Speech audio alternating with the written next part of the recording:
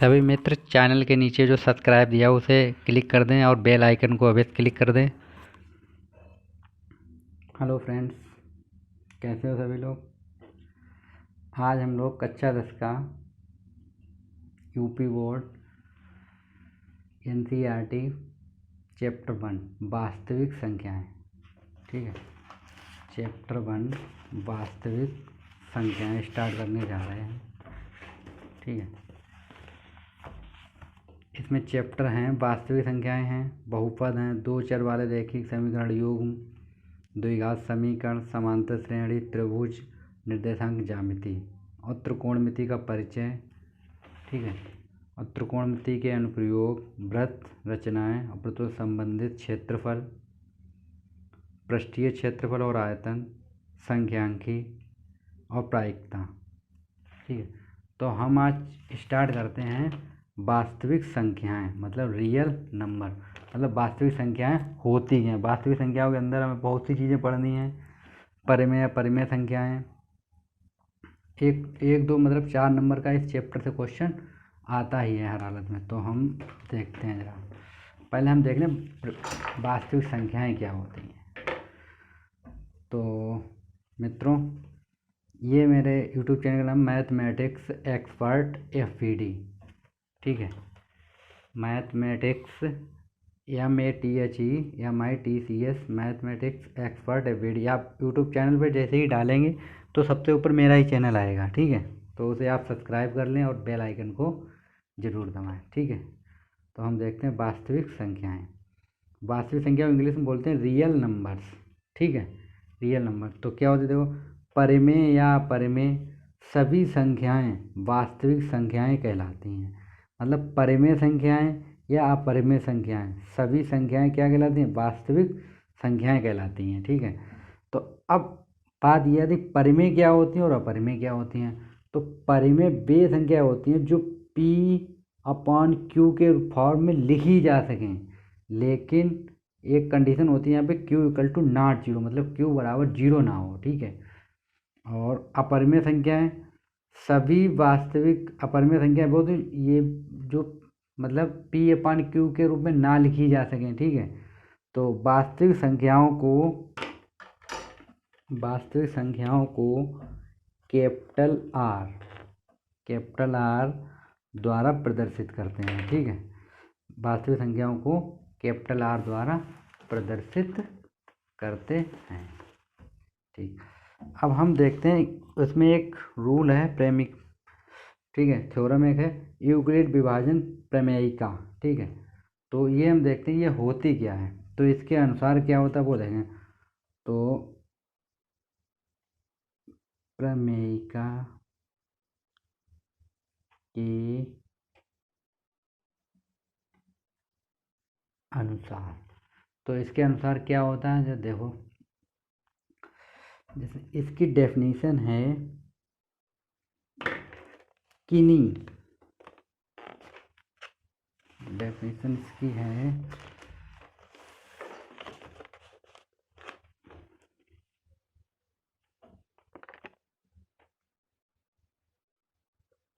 किनी दो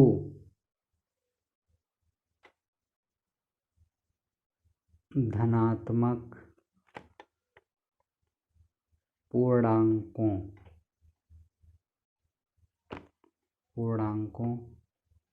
A और B के लिए हम दो पूर्ण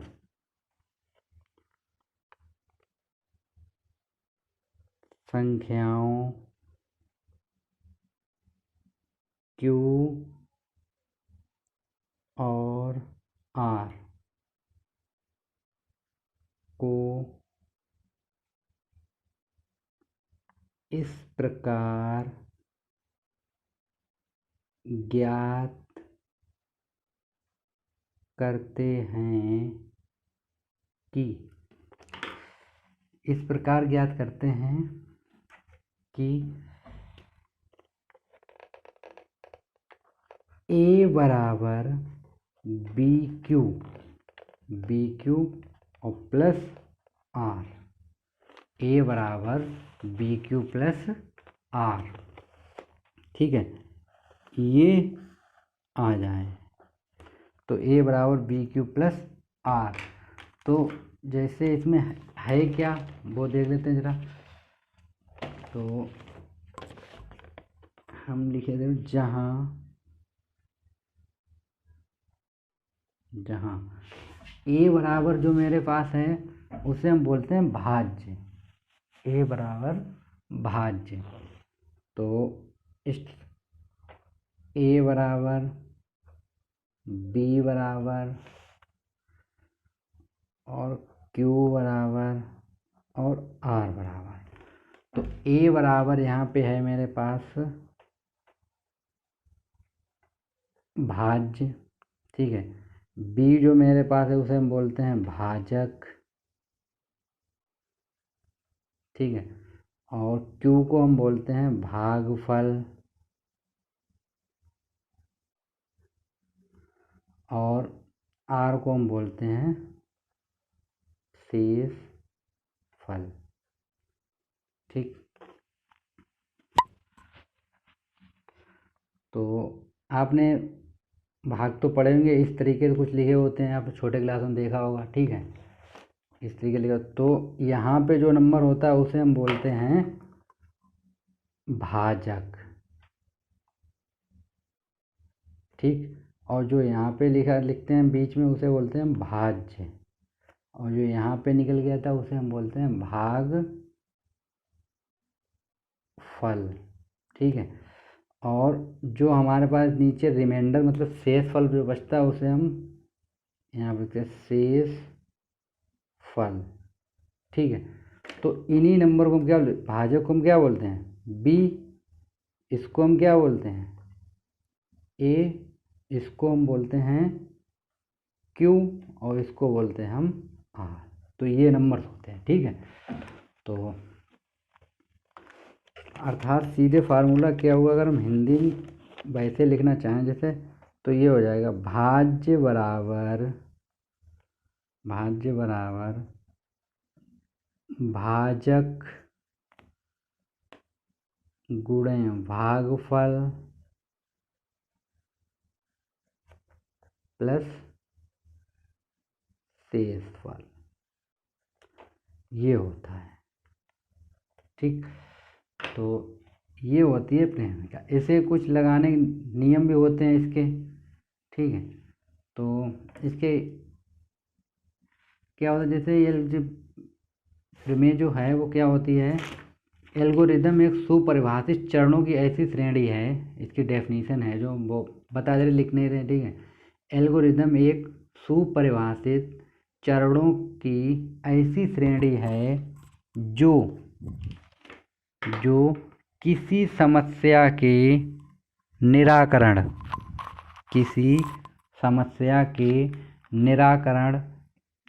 मतलब हल करने, ठीक है, निराकरण की विधि प्रदान करती है। अर्थात एल्गोरिदम के अनुसार, मतलब जो एल्गोरिदम मेरी थ्योरम है उसके अनुसार एक धनात्मक पूर्णांक ए को किसी अन्य धनात्मक पूर्णांक बी से, मतलब भाज्य मतलब बी के, मतलब इसके क्या करते हैं, पूर्णांक ए को किसी अन्य पूर्णांक होगा बी से, मतलब ए को हम बी से डिवाइड करेंगे, मतलब भाग करेंगे, इस प्रकार विभाजित किया जाता है कि शेषफल आर, जो शेषफल है आर प्राप्त हो जाए, मतलब हमारे पास जो रिमाइंडर है मेरा शेषफल वो प्राप्त हो जाए जो बी से कम हो, मतलब इसकी वैल्यू जो है वो बी से कम हो, मतलब बी ग्रेटर देन 0, बी से कम हो, अर्थात बी ग्रेटर देन 0, मतलब या तो इसकी वैल्यू 0, ठीक है। तो इसके कुछ रूल हैं।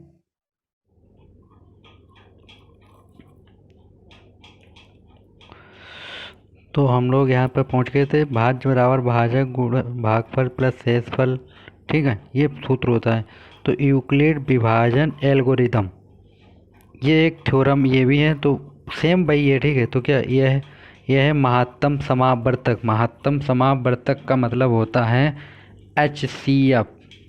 HCF, ठीक है। HCF ज्ञात करने की विधि है, मतलब इसके द्वारा हम HCF ज्ञात करते हैं, ठीक है। तो इसके कुछ स्टेप हैं, मतलब कुछ चरण में जैसे मतलब वैसे निकालते। तो स्टेप 1 क्या है मेरे पास?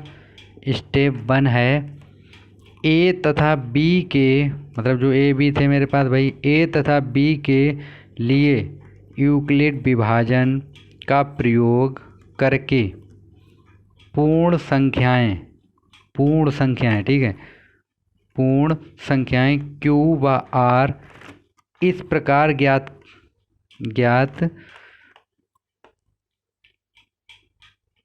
करते हैं कि A बराबर बी क्यू प्लस आर, ठीक है।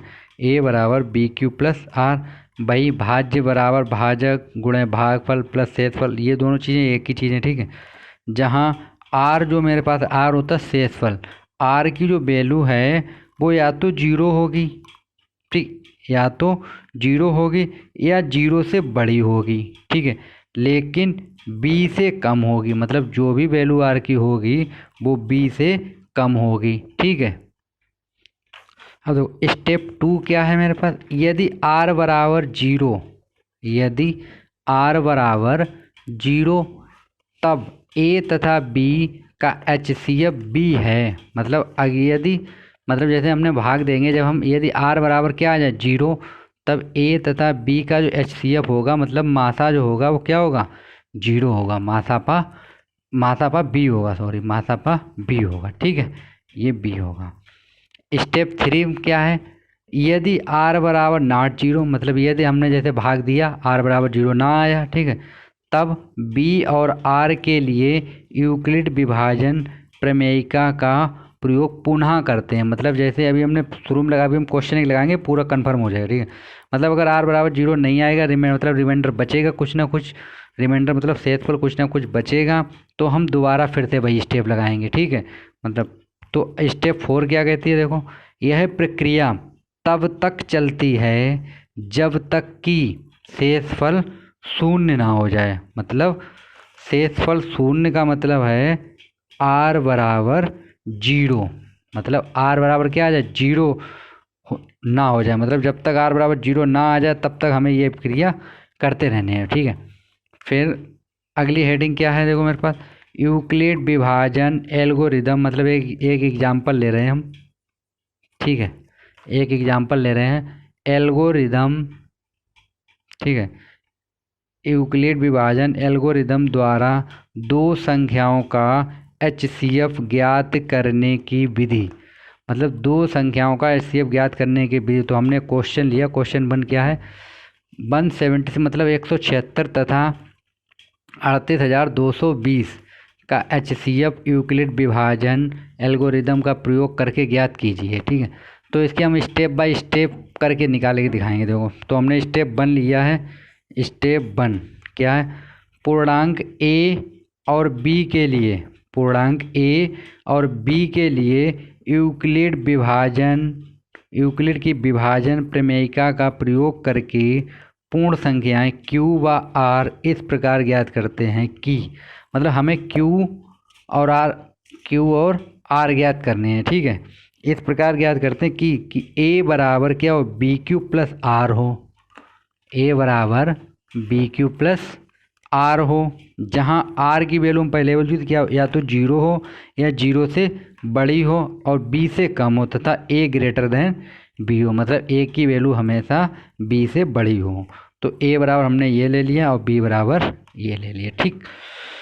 तो A को B से भाग देकर Q तथा R ज्ञात करते हैं। मतलब A को हम जैसे इस तरीके से भाग देंगे, जरा देखो, जैसे ये B है तो हमने लिया 176, ठीक है, और ये पूरा लिख लिया 38220, ठीक।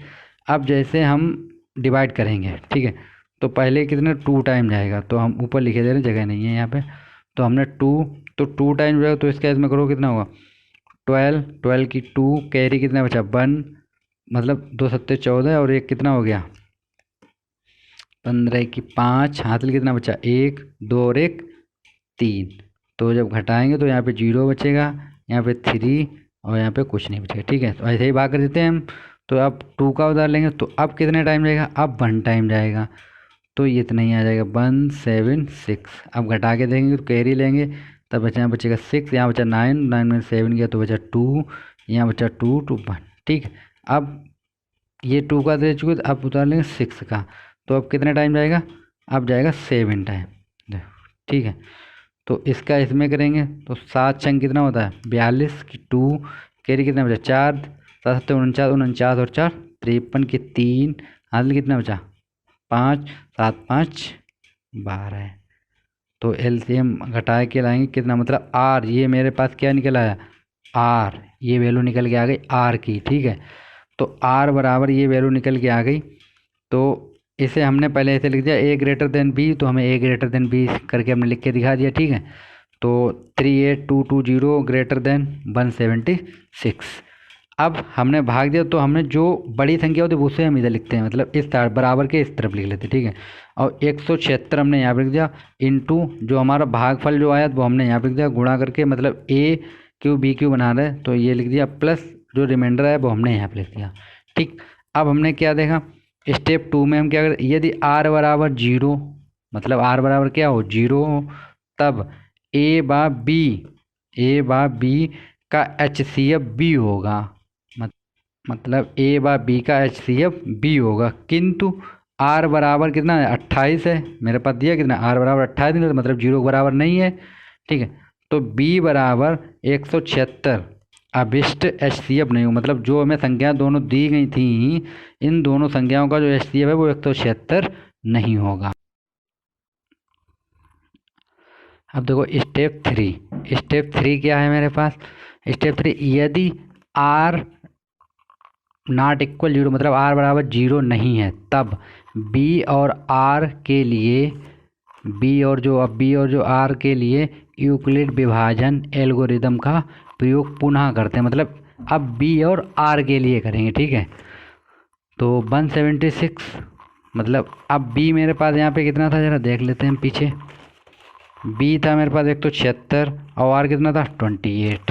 ठीक है, तो यहाँ पे अगर हम लिखना चाहें तो ऐसे लिखेंगे b ग्रेटर देन रहेगा r, मतलब 176 ग्रेटर देन 28। तो अगर हम डिवाइड करेंगे तो 28 का भाग ही देंगे 176 में। ठीक है, तो कुछ इस तरीके से भाग देंगे, जरा देखो 176 में भाग देंगे तो जाएगा 6 टाइम, मतलब 8 छंग 48, हाथ कितना 4, 6 दूनी 12, 12 और 4 16, यस कितना बचा 8, ये 0, मतलब रिमाइंडर कितना बच गया 8। तो भाई हम लिखा 176 बराबर 28 इंटू 6 प्लस 8। ठीक है, स्टेप 4 क्या है, मतलब r बराबर मेरा 0 नहीं आया। ठीक है, तो यह प्रक्रिया तब तक चलती है जब तक कि शेषफल शून्य नहीं आता, मतलब यह हम तब तक प्रक्रिया चलाते हैं जब तक शेषफल मेरा शून्य नहीं हो जाता। ठीक है, शेषफल शून्य नहीं हो जाता। अब स्टेप तो r बराबर हमें क्या देखा ना, r बराबर देखा 8, मतलब 0 के बराबर नहीं है, तो b बराबर 28 जो हमने जिससे भाग दिया था b बराबर 28 भी HCF नहीं होगा, मतलब अब 28 भी HCF नहीं होगा। तो अब स्टेप 5 देखते हैं हम, स्टेप 5 क्या बोलते थे, नए भाजक बता चुके थे, नए भाजक क्या होता है, नए भाजक 28 को, जो नया भाजक है 28 को नए शेषफल 8 से पुनः भाग देते हैं, मतलब अब हम 8 का इसमें भाग देंगे, फिर से पुनः भाग देते हैं और भाजक मानकर हल करते हैं, भाज्य और भाजक मानकर हल करते हैं, अब भाग देते हैं। ठीक है भाई चीज़, तो अब हम क्या करेंगे, अब हम 8 का भाग देंगे किसमें 28 में। ठीक, तो कितना जाएगा 8 3 जा 24, तो 4 बचा। अब रिमाइंडर फिर बच गया, कितना बचा 4, मतलब r बराबर कितना बच गया 4। तो हमने लिखा 28 बराबर 8 इंटू 3 प्लस 4। ठीक है, अब चूँकि r बराबर फिर से 0 नहीं आया, क्योंकि r बराबर 0 नहीं है, अतः HCF 8 भी नहीं होगा, अतः जो हमने इससे भाग दिया था वो अब फिर से 8 नहीं होगा LCM। तो पुनः आप फिर से वही प्रक्रिया दोहराएंगे। ठीक है, तो फिर से क्या दोहराएं, तो अब हम क्या करें 4 का डिवाइड करें कितने 8 में, तो अब हम करेंगे 4 का डिवाइड 8 में, तो 2 टाइम जाएगा और ये 8 हो गया, अब कट गया, अब रिमाइंडर कितना आ गया 0। तो हमने लिखा 8 बराबर 4 इंटू 2 प्लस 0, मतलब ये 0 आ गया, r बराबर 0 आ गया, अर्थात शेषफल शून्य है। तो अतः हम बोल सकते हैं 176 तथा 38220 का HCF 4 होगा। तो ये मेरा आंसर। इतने लंबे नहीं लगाने क्वेश्चन छोटे ही लगेंगे, मतलब हमने ये समझाने के लिए हिंदी लिख के थोड़ा लगाया है, ठीक है। अब हम एक और क्वेश्चन देखते हैं। यूक्लिड विभाजन एल्गोरिदम से 3 संख्याओं का HCF ज्ञात करना। ठीक, ये हम थोड़ा शॉर्ट में लगाए, इसमें हिंदी नहीं लिखेंगे ज़्यादा, ज्ञात करना। ठीक, तो और क्या है क्वेश्चन, क्या है 180, 252 तथा 324 का HCF यूक्लिड विभाजन एल्गोरिदम से ज्ञात करना, मतलब हम एल्गोरिदम से ज्ञात करेंगे। तो इसमें भी वही चीज़ है, सेम। क्या है कि सबसे पहले स्टेप 1 इसमें लिखना चाहें तो लिख सकते हैं। स्टेप 1 क्या, दी गई जो तीनों संख्या हैं मेरे पास, दी गई संख्याओं को ABC को इस प्रकार व्यवस्थित करते हैं, मतलब हम इनको A बराबर मान लिया, A बराबर हमने मान लिया 180, ठीक है, और B बराबर हमने मान लिया कितना 252, और C बराबर हमने कितना मान लिया 324। इस प्रकार व्यवस्थित करते हैं कि A ग्रेटर देन हो B ग्रेटर देन हो C, मतलब एक दूसरे से बड़ी हो, ठीक है, ग्रेटर देन। अब यहाँ में संख्याएं जे दी गई, तो हम इन्हें अगर लिखेंगे तो कितने कैसे लिखें, इसी तरीके लिखेंगे 180 ग्रेटर देन 252 फिर ग्रेटर देन 324, ठीक है, ये हो गया।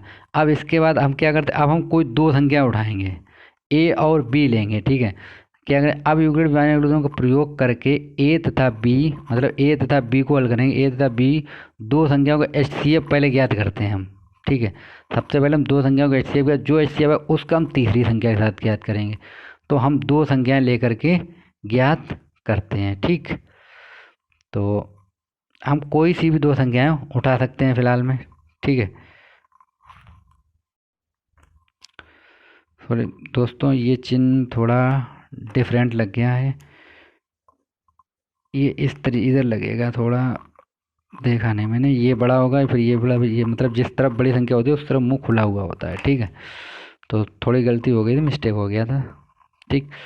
तो अब हम क्या करेंगे, अब हम 2 संख्याएं लेंगे, कोई सी भी 2 संख्याएं, मर्जी आए, मतलब कोई सी भी हम 2 संख्याएं उठा सकते हैं, ठीक। तो हम क्या करते हैं, हमने पहले यही 2 उठा लिए, तो आप बड़ी से स्टार्ट करते हैं, ज़्यादा से तो पीछे से उठा लेते हैं, ठीक है। तो हमने क्या करा, इसको हमने लिख दिया यहाँ पे कितना 324 बराबर, अब ये वाले संख्या हम कहाँ पर लिख देंगे 252, अब इनटू, अब देखो निकालें कैसे, यहाँ पे कितना है, अब हम पहले लिखेंगे मतलब 252 और भाग देंगे कितने 324 में, तो पहले 1 टाइम जाएगा, ठीक है। तो 252 घटाएंगे तो यहाँ पे 2 बचेगा, यहाँ पे 7, मतलब 7 बच गया। तो 1 टाइम गया, लेकिन रिमाइंडर कितना बच गया 7, ठीक है। तो यहाँ पे मेरा जो R है वो कितना है 72, मतलब नॉट 0, मतलब 0 नहीं आया। तो ये प्रक्रिया फिर से चलाएंगे। अब हम क्या करेंगे, अब जो ये संख्या जो है वो कहाँ पे आ जाएगी, यहाँ पे आगे, मतलब आगे आ जाएगी। तो अब देखो 252 आगे ले आए हम, ये वाले जो नंबर था वो बन के इसके रिप्लेस में आ जाएगा, यहाँ पे पहुँच जाएगा, ठीक है। तो ये कितना हो जाएगा 72। अब 72 का इसमें करेंगे, तो हम यहाँ पे करके दिखा दे रहे हैं 72, ठीक है। और 252 इसमें जब हम करेंगे तो जाएगा 3 टाइम, तो 3 दूनी 6, ठीक है, और 3 सत्ते 21 घटाएंगे तो यहाँ बचेगा 6, यहाँ 4 में से बन जाएगा तो 3 36। तो कितना टाइम गया 3 टाइम, 3 प्लस 36, मतलब R बराबर कितना आया 36, मतलब 0 नहीं आया। तो हमें प्रक्रिया फिर से आगे दोहराएंगे, यही जो 72 था उसको हम यहाँ लिखेंगे और 36 को यहाँ पे ले आएंगे। अब हम भाग फिर से देंगे, अब 36 का भाग देंगे कितने 72 में, तो 2 टाइम आएगा, क्योंकि 36 दूनी कितना होता है 72, कट गया, मतलब रिमाइंडर कितना आएगा 0। तो अगर हम गुणा 2 का करेंगे प्लस कितना आएगा 0, मतलब R बराबर 0 आ गया। ठीक, r बराबर मेरा 0 आ गया। इस स्थिति में क्या है, मतलब इस स्थिति में 252 तथा 324 का HCF 36 होगा। मतलब दो संख्याओं को हमने निकाल लिया। अब इसका हम तीसरी संख्या के साथ में निकालेंगे। ठीक है, तो तीसरी संख्या के साथ, अब तीसरी संख्या मेरे पास थी क्या, तीसरी संख्या जो मेरे पास थी, मान लो अब यहाँ पे हम डाल दे रहे हैं स्टेप 2। वो पूरी इतनी जब क्वेश्चन लगाया वो 1 थी, ये 2 मान लो। तो अब मेरे पास एक तो 36 है और दूसरी संख्या क्या थी, 180 बची। अब बड़ा ये, और जो संख्या बड़ी होती है हम उसी को हमेशा ए लेके चलते हैं। तो अब इसको कहाँ लिख देंगे, 180 यहाँ पे लिखेंगे और 36 यहाँ पे लिखेंगे। तो वही चीज़ करनी है, मतलब 36 का हमें भाग देना कितने, 180 में। और जब भाग देंगे 180 में तो जाएगा कितने, 5 टाइम। ठीक, तो इसका मल्टीप्लाई तो 180 आएगा, तो ये कट गया, तो ये इंटू 5 प्लस कितना है 0, मतलब r बराबर कितना आ गया, 0। अब r बराबर 0 आने का मतलब क्या है, अतः 180, 252 तथा 324 का HCF कितना हो गया, 36 होगा।